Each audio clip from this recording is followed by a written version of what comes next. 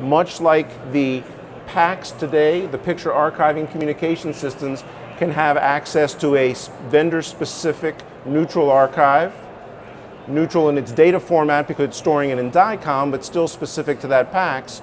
So we should envision an enterprise archive that can be data neutral, but serve multiple applications and thus enabling the workflow across the enterprise. That's the difference between a vendor neutral archive and an enterprise archive. So it's about the content of the archive, of the data storage layer, being content aware. It's not just storing the objects, but storing the metadata around those objects that can enhance the workflow and help reduce the complexities of the applications and the support efforts required by IT departments in serving multiple populations.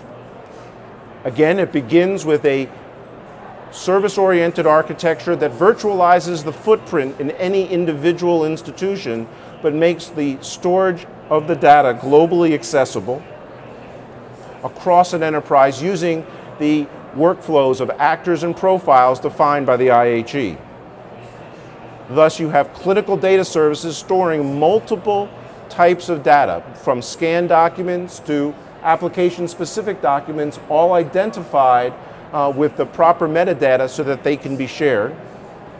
And the identity management services. What's so important today is not to impact healthcare by forcing everyone to have a common identifier, but allowing the integration of technology to seamlessly be adopted into the workflow of small and large institutions by mapping those indices for particular individuals into internal identity management services.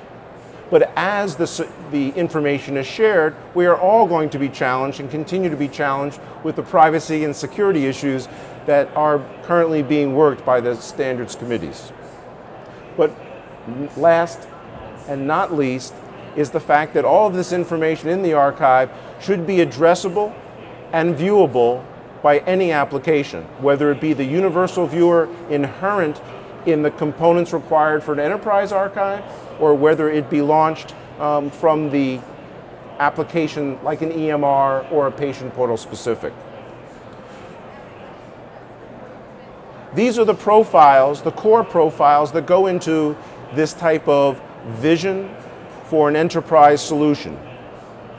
It's important to have the core elements of the XDSB around the document sharing and the patient sharing to allow an enterprise solution to serve multiple applications independent of their tier 1 storage, so that all of the information is integrated via the storage platform and not through individual specific interfaces. But more importantly, we all recognize that each enterprise should have its own enterprise storage. That's around the operations, the services being offered, the workflow of a particular department or institution. So it's important to understand that in our vision, and you should be considering this, is that cross-enterprise sharing is near term. Sharing across enterprise archives, again, is a value-added proposition defined by the XCA standard. So your motivation today is to consider that you're facing challenges in your data center through vast amounts of information that are stressing the limits of your data centers, the constraints of your operational budgets, and certainly the staff managing and all of the clinical applications that you're integrating today. So you need to look beyond the physical storage and look at the intelligence that makes the storage content aware that will help drive the decision to begin to adopt the IHE standards in your institutions today.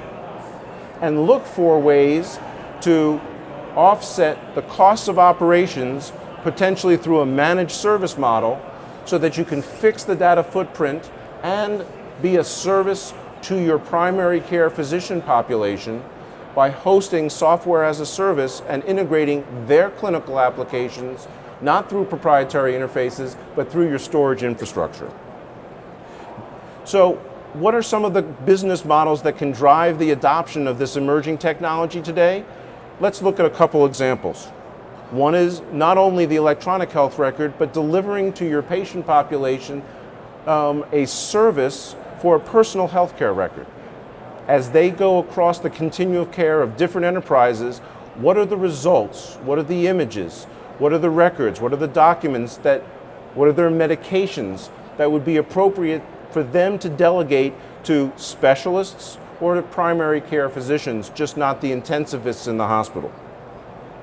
So having an infrastructure that unites these silos of information that they currently go through today and not be challenged by the physical media exchange that many of our IT departments are challenged with today, the import and management of external data being brought in by physical media, is to look at a strategy around a shared enterprise archive that's content aware and can enable the sharing of information. I invite you to harness the power of the IHE and embrace the demonstrations that you see behind me, because while there are demonstrations here, there are many practical applications where people are applying this technology and the accepted profiles that have been validated through the Connectathons around these standards.